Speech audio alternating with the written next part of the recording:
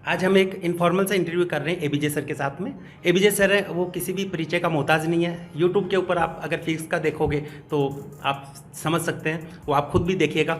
और ABJ sir के बारे में थोड़ा सा मैं खुद ही बता दूं कि एबीजे सर वो आईआईटी दिल्ली से पास आउट हैं और आज सर के साथ में इंटरव्यू करने का मौका मिला। एक इनफॉर्मल सा इंटरव्यू है, तो सबसे पहले बताइए कि सर आप कैसे हैं? मैं बिल्कुल मस्त सर, आप कैसे हैं? मैं भी बहुत बढ़िया और आपके साथ में बहुत अच्छा भी लग रहा है। चलो हम छोटे छोटे क्वेश्चन से स्टार्ट करते हैं। कुछ जैसे हम दोनों ही गांव से बिलोंग करते हैं, जैसे ठेठ जाट टाइप के लोग हैं, तो गांव में हमने देखा कि बहुत सारी प्रॉब्लम आती हैं सर। जैसे मेरा एम तो ये था कि मैं है ना 10th करने के बाद में आर्मी में जाऊंगा, लेकिन मैं जा नहीं पाया कुछ मेडिकल के कारण। ऐसा था। आपने जब 10th किया था तो आपके माइंड में क्या था? क्योंकि आजकल तो बच्चों ये देखते हैं कि पेरेंट्स हैं वो पीयर प्रेशर डेवलप कर देते हैं और बच्चे हैं वो इतने चूजी हो गए हैं कि वो ये सोचने लगते हैं कि मेरे को 10th करने के बाद में मैथ चूज करनी है या फिर मेरे को बायो चूज करना, या अलग अलग सोचने लगते हैं। आपके माइंड में उस टाइम में क्या था? मैंने तो ये सोचा था कि यार मेरे दोस्त कौन सा सब्जेक्ट ले रहे हैं, मैं भी वही लूँगा। मेरे मोस्टली दोस्तों ने सोचा था कि वो मैथ्स लेंगे, हालांकि उनका डिसीजन गलत निकला, बट मेरा सही निकला। तो मेरा काम चल गया। वैसे मैथ्स मेरा थोड़ा फेवरेट भी था, हालांकि जिन बच्चों का 10th तक मैथ्स फेवरेट रहे वो ज़रूरी नहीं है कि आगे जाके मैथ्स में अच्छा कर पाएँ, क्योंकि 11th क्लास में जो मैथमेटिक्स होती है वो क्लास 10th की मैथमेटिक्स थोड़ी डिफरेंट तो होती है। बट स्टिल मुझे ऐसा लगता है कि सब्जेक्ट चूज़ करते वक्त पीयर प्रेशर को साइड में रखकर अपने इंटरेस्ट को सबसे ज़्यादा प्राथमिकता देनी चाहिए। आपको अगर आर्ट्स पढ़नी हो आर्ट्स पढ़िए, इकोनॉमिक्स पढ़नी हो इकोनॉमिक्स पढ़िए, साइंसेस पढ़नी हो साइंसेस पढ़िए, साइंसेस में अगर आपको मान लो बायोलॉजी पढ़नी है बायोलॉजी पढ़िए, और मैथ्स पढ़नी है तो मैथ्स पढ़िए। जो आपका मन हो वही पढ़ना चाहिए, इसके अलावा पीयर प्रेशर में बिल्कुल भी नहीं आना चाहिए। रही बात मेरी, तो मैंने बता दिया कि मैं तो सिर्फ और सिर्फ दोस्तों के कारण ही मैथ्स ली थी। दोस्तों का डिसीजन गलत रहा, मेरा सही रहा। ओके सर, नेक्स्ट मैं आपसे ये पूछना चाहूँगा, चलो साथ साथ में हम आप आईआईटी दिल्ली से पढ़े हुए हैं तो ये क्वेश्चन तो चलते रहेंगे, साथ साथ में कुछ आईआईटी दिल्ली के भी एक्सपीरियंस शेयर कर लेते हैं हम। तो आप फर्स्ट टाइम में जब गए, आपको ये पता चला कि मेरा आईआईटी दिल्ली में हो गया है, जब आप फर्स्ट टाइम उस गेट में इंटर किए तो आपको क्या महसूस हो रहा था, क्या फील कर रही थी आप? अच्छा तो लगा ही था। हालांकि मैं आजकल तो क्या होता है कि काउंसलिंग जो होती है ना वो ऑनलाइन ही होती है। हमारे ज़माने में काउंसलिंग ऑफलाइन हुआ करती थी, और राजस्थान जोन जो था उसकी काउंसलिंग बॉम्बे के अंदर आया करती थी। तो दिल्ली विजिट करने से पहले मैंने आईआईटी बॉम्बे विजिट किया था। तो आईआईटी बॉम्बे, ऑफ कोर्स सारी आईआईटीज़ में सबसे पहला आईआईटी बॉम्बे विजिट किया। तो आईआईटी बॉम्बे जाने का जो एक्सपीरियंस था वो थोड़ा वाव था कि यार मज़ा ही आ गया, क्या बढ़िया जगह है। मैंने लाइफ में पहली बार अगर कहीं पर जुगनू देखे थे तो वो आईआईटी बॉम्बे की जो पवई लेक थी उसके अंदर देखे थे, और बहुत ही अच्छा था। वहाँ पर ना बाघ पैंथर था, शायद एक पैंथर भी घूमने आया था, मैंने उसे भी देखा था, और एक है ना अच्छा फुटबॉल ग्राउंड था, मुझे खूब मजा आया वहाँ पे। तो आईआईटी बॉम्बे का एक्सपीरियंस मेरा अच्छा था। फिर आईआईटी दिल्ली गया तो वो ऑफकोर्स और भी अच्छा था, बढ़िया था, शानदार था। आईआईटी बॉम्बे तो फिर भी थोड़ा सा आउटस्कर्ट्स में था, आईआईटी दिल्ली तो ऑफकोर्स जो सबसे पॉश इलाका था दिल्ली का वहाँ पर था, तो मुझे तो काफ़ी अच्छा लगा। और गांव के बच्चे जब भी शहर निकलते हैं उनको थोड़ा बहुत अच्छा लगता ही लगता है। मतलब जैसे आपने बताया कि आपने पैंथर देखा पहली बार वहाँ पे, तो पैंथर ने भी आपको देखा होगा। जैसे आप पैंथर को देख के खुश हुए होगे, वैसे ही पैंथर भी आपको देख के बहुत खुश हुआ होगा कि यहाँ पे दिल्ली जैसे बॉम्बे जैसी जगह हैं, हाई फाई लोग आते हैं। हम गांव से जाते हैं तो हमें क्या कि हर चीज़ को ऐसे देखने का ये रहता है। जैसे फर्स्ट टाइम बाहर निकले थे, जैसे मैं फर्स्ट टाइम 2005 के अंदर जयपुर आया था फर्स्ट टाइम में, तो मेरे को ना ऐसे बिल्डिंग देखने का, इधर उधर देखने का, मेरे को कुछ समझ नहीं आ रहा था कि मैं कुछ दूसरी दुनिया में आ गया हूँ, कि पहली बार गाँव से बाहर आया था। तो उस टाइप से आपने भी वहाँ पे बॉम्बे के अंदर क्या क्या फील किया था फर्स्ट टाइम देखा? आउटसाइड की बात करें थोड़ा सा। बिल्कुल, मैं जैसे हीरानंदानी पार्क था कोई, है ना, अभी भी होगा शायद, वो देखने गया। वहाँ बहुत हाई राइज बिल्डिंग थी, कुछ प्लेनेट एम वगैरह जैसी जगह थी, वो मैंने देखी। मेरे साथ मेरे पेरेंट्स थे, मेरी बहन थे, तो सब लोग हम खूब मज़े करके आए। और जो बॉम्बे था वो मैंने पहली बार ही देखा था, मेरे ख्याल से राजस्थान से बाहर ही मैं शायद पहली बार गया था। तो मुझे काफ़ी बढ़िया एक्सपीरियंस लगा बॉम्बे घूमने का, और IIT Bombay of course was the limelight of that entire trip. Okay sir, और आप ये बताइए कि जब तैयारी करते हैं तो तैयारी करते टाइम में आपकी कौन कौन सी प्रॉब्लम आई और उससे आपने कैसे ओवरकम किया? जैसे ये तो मानना ही चाहिए कि चाहे जेई की प्रिपरेशन हो चाहे नीट की प्रिपरेशन हो, ये एक स्ट्रेट लाइन कर्व तो नहीं होने वाला है। इसमें बहुत सारे अप्स एंड डाउन्स तो आने तय हैं। बहुत सारे बच्चे होते हैं वो ये मान के चलते हैं कि जिस तरह से हम लोगों ने स्कूल की एजुकेशन की थी कि हम पहले 4th में थे, फिर 5th में गए, फिर 6th में गए, बिल्कुल वैसे के वैसा ही सीधा सपाट रास्ता जेई की या नीट की प्रिपरेशन भी रहने वाली है। एंड जैसा कि आप लोग जानते हैं कि ऐसा तो बिल्कुल नहीं है, वहाँ पर तो बहुत सारे अप्स एंड डाउन्स आते हैं। तो बच्चा जो भी प्रिपरेशन करने जा रहा है, जो भी प्रिपरेशन करने वाला है, वो मन में इस बात को बैठा लें कि स्ट्रेट लाइन, स्ट्रेट पाथ नहीं होने वाला है, और उसे बहुत सारे हिकअप्स को फेस करना पड़ेगा। आखिर में पार उसी की पड़ेगी जो सारे के सारे हिकअप्स को बढ़िया तरीके से फेस करेगा। अगर आपकी जेई या नीट की प्रिपरेशन में हिकअप्स नहीं है, अगर मान लीजिए कोई हिंड्रेंसेज नहीं है, कोई उतार चढ़ाव नहीं है, कोई हल्का फुल्का भी डिप्रेशन नहीं है, तो मान के चलेगा कि आपकी तैयारी सही नहीं चल रही है। तैयारी सही चल रही है इसका मतलब कुछ ना कुछ हिकअप्स तो आएंगे, डिप्रेशंस भी आएंगे। उन डिप्रेशन से किस तरह से ओवरकम करना है ये भी तो अपने आप में जेई या नीट की प्रिपरेशन का पार्ट है। सिर्फ और सिर्फ न्यूटन्स लॉ लगाना, या फिर सिर्फ और सिर्फ एपीजीपी एचपी लगाना, या फिर सिर्फ और सिर्फ है ना रेजोनेंस हाइब्रिडाइजेशन यही पढ़ना, यही सब काफ़ी थोड़ी है। इसके अलावा इन सब बातों के साथ साथ ये भी इंपॉर्टेंट है कि जब भी मैं कभी लैग करूँ, जब भी मैं थोड़ा सा पीछे रहूँ, कैसे उस चीज़ को ओवरकम के आगे निकलना है। तो एग्जाम की प्रिपरेशन में या किसी भी कॉम्पिटिटिव एग्जाम की प्रिपरेशन के अंदर हमारी जो साइकोलॉजिकल मेंटल स्ट्रेंथ है वो हमारी पढ़ाई के साथ साथ उतनी ही इम्पोर्टेंट है, ये मान के चलना चाहिए। सो मैं भी कहूँगा 10th तक की प्रिपरेशन सिर्फ और सिर्फ पढ़ाई वाली होती है, उसके बाद जो सारी पढ़ाई होती है उसमें इस तरह के साइकोलॉजिकल स्ट्रेंथ का फ़र्क पड़ता है। सो एग्जाम स्किल्स को डेवलप करना बहुत इंपॉर्टेंट है, साथ ही साथ अपने को साइकोलॉजिकली स्ट्रॉन्ग रखना बहुत इंपॉर्टेंट है, और बहुत सारे बच्चे कर भी लेते हैं। बिल्कुल सर। जहाँ तक मैं देखता हूँ कि नीट के अंदर अगर बात करें तो नीट में बच्चे 4-4, 5-5 साल तक तैयारी करते हैं कि एक ड्रॉप में नहीं हुआ तो दूसरा ले लेते हैं, तीसरा ले लेते हैं। तो एज जैसे जैसे बढ़ती जाती है तो एक मेच्योरिटी लेवल टाइप का आने लगता है, फिर उनको किसी के साथ कर्ज भी हो जाता है। जैसे कई बच्चों की कॉमन प्रॉब्लम भी है, जैसे ऑफलाइन क्लास चलती है तो बच्चे डिस्कस भी कर लेते हैं, इवन गर्ल्स भी डिस्कस कर लेती हैं आजकल, तो ऐसा भी कुछ नहीं है। तो जैसे एक बच्चे ने मेरे से पूछा था, जैसे मैं सीकर टाइम में था कि यार तू इतना अच्छा पढ़ता है, हमेशा तेरे ना रैंक आती है, तो लास्ट में जाके क्या करता है, तो क्या हुआ तेरे साथ में, मतलब उस साल की बात है। तो उसने मेरे को कहा कि सर मैं लास्ट में किसी के साथ में अफेयर, जो वर्ड उसने यूज में लिया वही बता रहा हूँ कि मेरा किसी के साथ में अफेयर हो गया, मेरे को ऐसे लगा कि मैं इसके बिना जी नहीं सकता, ये नहीं हो सकता। उसका मतलब मैनेज नहीं हुआ। मतलब वो एक बच्चा होता है, इमोशनली होते हैं, इवन हम भी इमोशनली एक इंसान तो इमोशनल किसी के साथ भी हो सकते हैं। तो ऐसा इमोशन था उनके साथ में। तो इस टाइप की अगर बच्चे के साथ में प्रॉब्लम आ रही है कि उसका किसी के साथ में अटैचमेंट हो गया, तो इनको कैसे दूर करें। उनको ये लगता है कि लाइफ में सब कुछ यही है, उनको ऐसे लगने लगता है। पढ़ाई उससे क्या है, उनकी पढ़ाई भी डिस्टर्ब हो जाती है, और भी बहुत सारी चीज़ें फिर उनको फेस करनी पड़ती हैं, करियर भी ख़राब हो जाता है, ये भी हम देखते हैं। तो इस टाइप की चीज़ें आती हैं, तो सर उनके बारे में आपका क्या कहना है? ये वैसे काफ़ी कॉमन प्रॉब्लम है, और ना अक्सर इस बात को तो हम एड्रेस नहीं करते हैं। बहुत सारे बच्चे टेलीग्राम ग्रुप पर ये वाली बात बोलते भी हैं, जब मैंने शायद कभी रिप्लाई किया नहीं होगा। बट ये प्रॉब्लम कॉमन तो है कि इस एज ग्रुप के अंदर इस तरह की बातें आती हैं, और लगभग मेरे ख्याल से हर बच्चा इस बात को फेस करता ही करता है। बट अगेन बच्चे के दिमाग में बात बैठ जानी चाहिए कि ये जो 16, 17, 18 ईयर्स का जो एज वाला जो मामला है, इस मामले के अंदर आपने जितनी पढ़ाई की, जितनी मेहनत की, जितना IQ डेवलप किया, जितना एप्टीट्यूड डेवलप किया, जितनी एनालिटिकल स्किल्स डेवलप की, ये ज़्यादा समय तक साथ देंगे।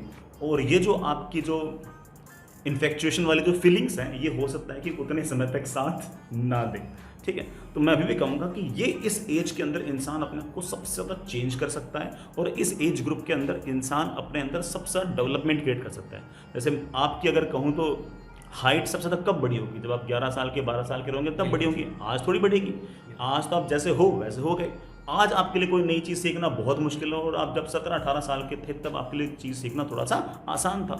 एग्जैक्टली वही बात यहाँ पर है। 16, 18 16 से लेकर 20 साल तक बच्चा बहुत सारी चीज़ें, नई चीज़ें सीख सकता है, अच्छी भी और बुरी भी। उसे चूज़ करना पड़ेगा, तो उसकी प्रायोरिटीज़ क्या हैं, और उसे उसी हिसाब से सारा काम करना पड़ेगा।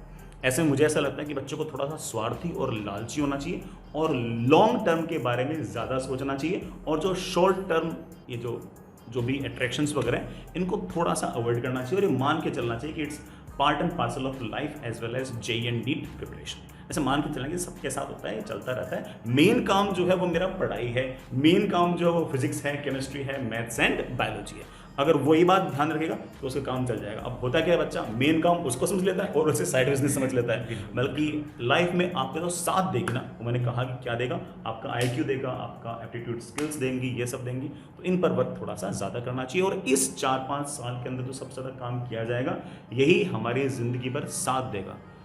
बाकी तो वो साथ देना दे उसका तो मतलब मुझे पता नहीं है, लेकिन कम से कम ये सारी चीज़ें हमारे साथ देंगी। बिल्कुल सर।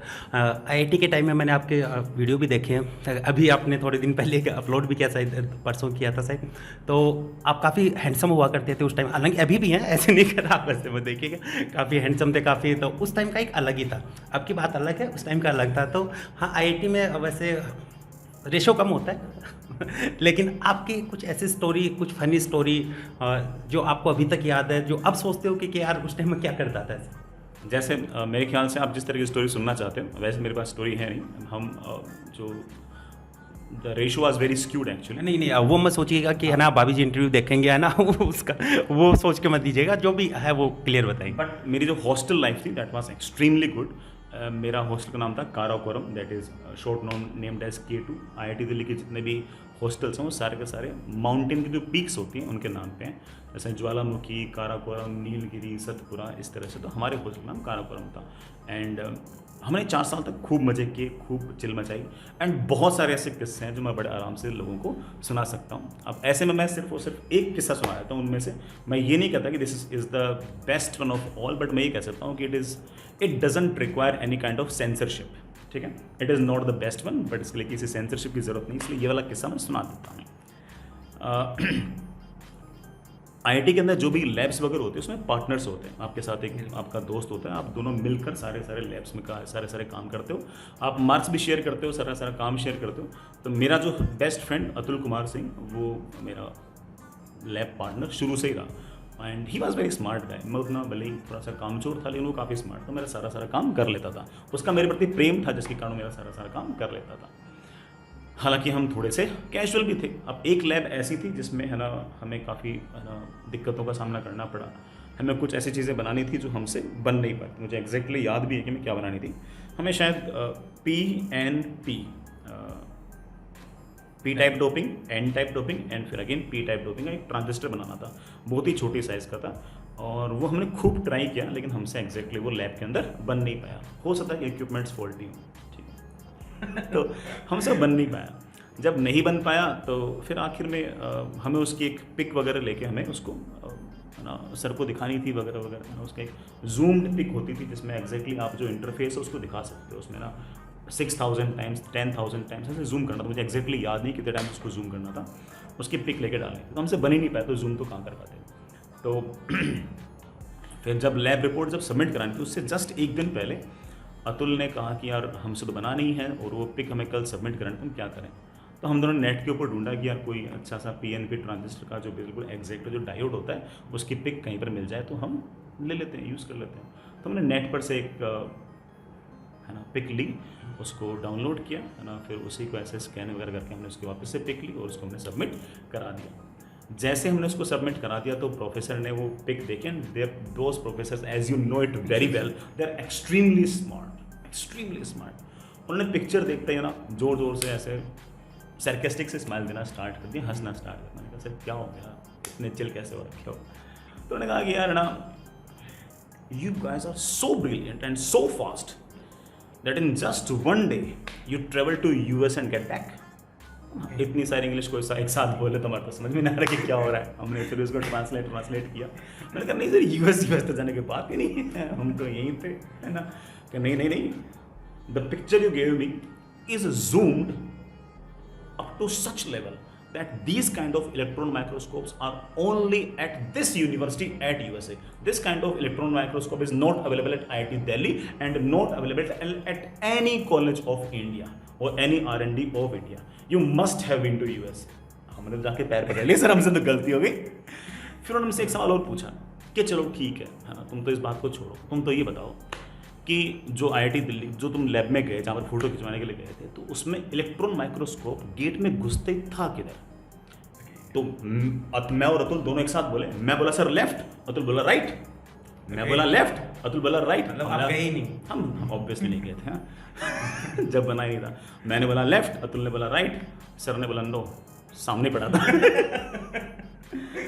काफ़ी बेइज्जती हुई, हमें वापस से सारा एक्सपेरिमेंट करना पड़ा। और जब अगली बार करना पड़ा तब भी सर ने हमें शायद 10 में से शायद 4 मार्क्स ही दिए थे।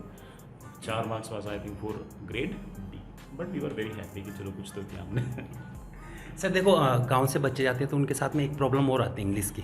जैसे आप तो इंग्लिश मीडियम से पढ़े हुए हैं और काफ़ी इंग्लिश जानते भी हैं तो लेकिन जो एकदम रूरल एरिया से जाते हैं, जो हिंदी मीडियम तक पढ़ के जाते हैं 10th 12th, उसके साथ में बहुत सारी प्रॉब्लम आती हैं। तो आपको भी कुछ ऐसी प्रॉब्लम आई है, उसकी वजह से कुछ फनी किस्सा हो आपके साथ में? जैसे मुझे ऐसा लगता है कि वैसे अगर लैंग्वेज के हिसाब से अगर देखें तो मुझे ऐसा लगता है कि Hindi is much tougher as compare to English.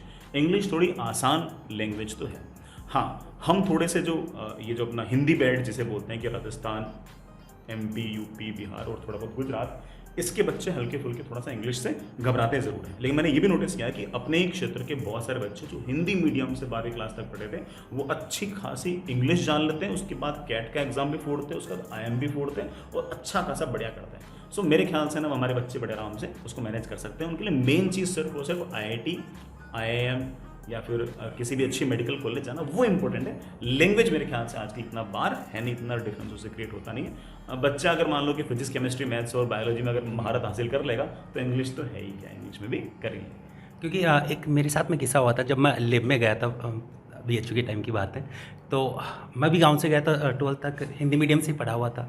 तो मैं एक एक्सपेरिमेंट कर रहे थे, केमिस्ट्री लैब की बात है। तो प्रोफेसर था, कुछ टेस्ट ट्यूब वगैरह होते हैं, उसमें कुछ मिला रहे थे, तो वो कलर वगैरह का सिस्टम होता है, तो आया नहीं। तो प्रोफेसर पास से गुजर रहे थे, तो मैंने पूछा कि सर क्या करूँ, जो भी टूटी फूटी इंग्लिश में। तो उन्होंने बोला सेक इट।